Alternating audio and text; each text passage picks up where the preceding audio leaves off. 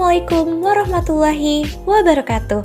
Hai semuanya, gimana nih kabar kalian semua? Pasti baik dong. Di sini kami dari kelompok 10 akan menyampaikan sebuah informasi yang sangat berguna dan sangat informatif sekali. Maka dari itu, tonton video ini sampai habis ya. Nah, apa sih informasi yang akan kami berikan? Informasi yang akan kami berikan adalah tentang krisis ekonomi global 2008. Sebelumnya, tak kenal maka tak sayang. Maka izinkan kami memperkenalkan diri terlebih dahulu. Dengan saya sendiri yaitu Nur Alfianti Sumarna dengan NIM 120410021 dari Prodi Sains Aktuaria. Kenalkan, nama saya Najan dengan NIM 124100023 dari Prodi Sains Aktuaria. Nama saya Dikan Setiawan dengan NIM 120410024 dari Prodi Sains Aktuaria. Perkenalkan, nama saya Farah Fadila, NIM 120410026 dari Prodi Sains Aktuaria. Halo, perkenalkan nama saya Zahran Basatio dengan NIM 120410073 dari Prodi Sains Aktuaria. Sebagai salah satu negara perekonomian tergolong maju, Amerika Serikat tidak terhindar dari krisis ekonomi. Hal ini dibuktikan dengan adanya krisis finansial global. Pada tahun 2008, Amerika Serikat dihantam resesi ekonomi yang begitu hebat, dan resesi ini cukup krisis ekonomi global. Hal ini disebabkan terutama oleh subprime mortgage bank besar dunia seperti Goldman Sachs, Merlin Countrywide, dan institusi keuangan lainnya pun bangkrut. Jutaan orang mulai kehilangan rumah, bahkan kehilangan pekerjaan. Tak hanya itu saja, sistem keuangan dunia menjadi kacau balau, yang akhirnya menuntut Amerika Serikat untuk melakukan bailout. Bailout ini adalah krisis finansial yang sangat kompleks melibatkan pemerintah, baik stasi konsumen perusahaan asuransi, perusahaan pemberi rating, dan pihak lainnya. Ini adalah krisis ekonomi terparah sejak The Great Recession. Nah, pasti terdapat pertanyaan di otak kita, bagaimana peristiwa ini dapat terjadi? Peristiwa ini dapat terjadi, penyebabnya itu adalah tidak instan. Ini diawali sama rentetan peristiwa yang terjadi 7 tahun kebelakangan. Dimulai pada tahun 2001. Pada tahun 2001, Bank Sentral Amerika David itu mengeluarkan paket kebijakan ekonomi dengan menurunkan suku bunga hingga 1%. Nah, ketika David menurunkan suku bunga sampai 1%, jelas ini berpengaruh pada tingkat suku bunga di perbankan. Jadi, stimulus untuk masyarakat Amerika Serikat untuk mengajukan KPR ataupun kredit usaha karena cicilannya menjadi murah. Hingga di suatu hari, Lewis Ranier, pejabat Salomon Brothers, memperkenalkan mortgage-backed security atau yang lebih sering dikenal dengan MBS pada 1970-an. Saat itu juga Lewis Ranier mengubah wajah perbankan melalui MBS. MBS atau Mortgage Based Security adalah tipe investasi yang dijamin oleh pembayaran mortgage atau hipotek bulanan pemilik rumah. Ini adalah tipe investasi asset-based security. Cara kerja MBS, pertama seorang menginginkan sebuah rumah, kemudian ia menghubungi makelar untuk membeli rumah. Makelar pun menghubungi bank dan bank mengevaluasi seorang tersebut. Apakah dia mempunyai riwayat historia kredit yang bagus? Dalam artian seseorang tersebut harus mempunyai penghasilan yang tinggi dengan pekerjaan yang stabil. Setelah itu, jika seorang tersebut dianggap pantas, maka bank akan meminta uang muka dan bank memberi pinjaman kepada seorang tersebut. Setelah itu, seorang tersebut dapat membeli rumah. Bank kemudian menerbitkan mortgage atau hipotek kepada seorang tersebut yang mesti dibayar setiap bulan dengan bunga yang ditentukan. Bank kemudian mengumpulkan mortgage sebanyak-banyaknya hingga menjadi kumpulan mortgage dan menawarkannya kepada bank investasi. Bank investasi membeli kumpulan mortgage dari bank komersial dan mengumpulkan ke dalam sebuah produk yang bernama MBS. Mereka mengumpulkan MBS lebih banyak dengan membeli kumpulan mortgage dari bank komersial. Bank investasi kemudian menawarkan MBS ke investor. Investor membeli MBS dan mendapatkan keuntungan dari bayaran pokok dan bunga pemilik mortgage atau pemilik rumah. MBS pun menjadi sangat populer di kalangan investor dan perbankan karena sangat stabil dan menguntungkan. Investor pun meminta lebih banyak MBS kepada bank. Bank pun mengiyakan dan akan menciptakan lebih banyak MBS. Namun, permintaan yang meningkat tidak sebanding dengan stok mortgage yang minim di pasaran. Karena hampir semua keluarga menengah Amerika Serikat sudah memiliki rumah. Artinya hampir tidak ada lagi yang ingin membeli rumah. Dan itu artinya jumlah mortgage sangat sedikit yang otomatis membuat stok MBS menjadi nyaris tidak ada. Akhirnya, bank menemukan ide. Pada akhir 90-an, mereka mengeluarkan suatu produk yang bernama subprime mortgage. Mortgage yang dapat dimiliki oleh orang dengan kemampuan finansial yang rendah untuk dapat memiliki sebuah rumah. Nah, cara kerja subprime mortgage ini sama dengan mortgage biasa atau premier mortgage, hanya terdapat beberapa perbedaan. Berikut cara kerjanya. Yang pertama, seseorang yang ingin memiliki sebuah rumah tetapi penghasilannya sangat rendah, yang pertama-tama maklar pun akan mendatangi seseorang tersebut dan menawarkan mortgage. Kemudian, maklar akan menghubungi pihak bank dan jika apabila pihak bank menyetujui walaupun seseorang tersebut memiliki penghasilan rendah dan tidak ada gaji tetap, bank pun memberikan subprime mortgage dengan kriteria tanpa adjustable rate mortgage yang pada 2 tahun pertama bisa saja bunganya sangat rendah, namun di tahun berikutnya bisa saja meroket tajam. Kemudian bank mengumpulkan subprime mortgage dan menjual ke bank investasi. Bank investasi membeli banyak kumpulan subprime mortgage dan memasukinya ke dalam CDO atau Collateralized Debit Obligation. CDO adalah sebuah produk investasi yang berisi MBS dan produk lainnya seperti pinjaman kartu kredit, pinjaman pelajar, dan lain sebagainya.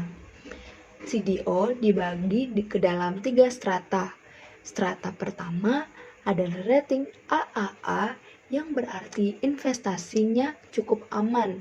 Strata yang kedua dengan rating BBB yang berarti investasinya masih lumayan aman. Dan strata ketiga dengan rating BB yang berarti sangat beresiko. Subprime mortgage terkadang dimasukkan ke dalam CDO lapisan BBB atau BB. Alasan kenapa bank mau mengeluarkan subprime mortgage padahal kemungkinan gagal bayar yang sangat tinggi karena harga rumah terus meroket dan jika pemilik subprime mortgage atau pemilik rumah yang berpenghasilan rendah gagal bayar, bank komersial hanya perlu menyita rumah tersebut dan menjual kembali ke pasaran. Dan bank komersial dapat mendapatkan untung karena harga rumah terus naik sepanjang waktu. Bank investasi juga tidak peduli subprime mortgage punya bunga tinggi dan yang penting mereka bisa menjual MBS yang diminta investor. Oleh karena itu, subprime mortgage begitu laris diikuti dengan harga rumah yang terus melambung sangat tinggi. Menjelang krisis, diiringi meroketnya harga rumah, bank semakin senang dalam hal subprime mortgage. Bank memberi subprime mortgage kepada pemilik rumah tanpa meminta slip gaji dan tidak peduli apa-apa kerjaannya, yang artinya pengangguran tanpa pendapatan pun bisa memiliki rumah. Pada saat itu, pinjaman subprime mortgage melonjak, dan lebih parahnya lagi, subprime mortgage yang berada di strata BB dengan rating buruk yang tidak berhasil dijual oleh bank investasi kepada investor karena sangat beresiko. Alih-alih membuang mereka, malah memelas kembali subprime mortgage yang tidak laku dan memasukkannya kembali ke dalam strata BBB atau AAA. Mereka membayar perusahaan kredit rating untuk memberi rating bagus atas produk investasi sampah mereka. Setelah itu, gagal membayar meluas di berbagai wilayah Amerika Serikat, tapi defaults dan pihak lainnya mengatakan kalau itu sifatnya regional dan sementara. Di kondisi ini, seperti bom waktu yang akan meledak. Orang-orang itu akhirnya bertarung melawan pasar perumahan Amerika Serikat melalui kredit default swap atau biasa disebut CDS.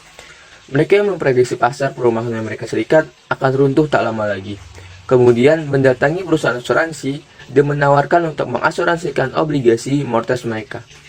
Perusahaan asuransi menerima tawaran tersebut, dan mereka pun membuat produk asuransi bernama Credit Default Swap atau CDS. CDS bekerja layaknya asuransi pihak pengaju.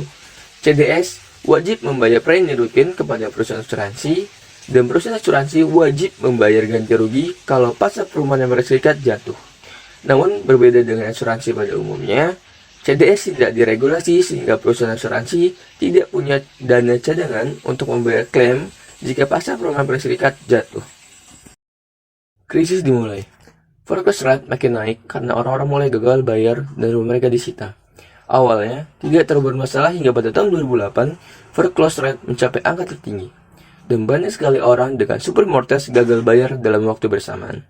Jutaan rumah disita oleh bank pun mulai menjual rumah dengan jumlah sangat tinggi ke pasar sementara permintaan sangat rendah. Di sini, hukum ekonomi mengambil peran. Gelembung perumahan pun pecah karena harga rumah terjun bebas. Pemilik prime mortgage pun meninggalkan pembayaran mortgage mereka karena rumah berada jauh di bawah mortgage yang harus mereka bayar. Kondisi semakin parah, bank sangat panik, mereka tidak tahu kemana harus menjual rumah sebanyak itu. Bank investasi kesulitan menjual MBS dan CDO karena harga yang ikut jatuh. Bank-bank besar mulai dinyatakan bangkrut dan secara resmi pasar perumahan Amerika Serikat runtuh. Di sisi lain, pemilik CDS mengklaim asuransi mereka atas jatuhnya pasar perumahan Amerika Serikat senilai ratusan miliar US dollar. Namun, perusahaan asuransi tidak punya uang cadangan untuk membayar klaim tersebut. Secara resmi, sistem finansial Amerika Serikat macet dan membeku. Dunia pun terkena imbas dari krisis tersebut. Pemerintah pun memutuskan untuk membailout perusahaan asuransi raksasa AIG senilai 180 miliar US dollar untuk membayar klaim CDS.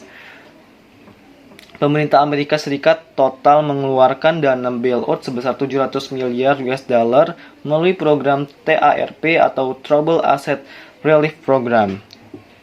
Nah, dampak bagi Indonesia sendiri dari krisis global Amerika Serikat 2008 adalah di Indonesia imbas krisis mulai terasa nih, terutama menjelang akhir 2008.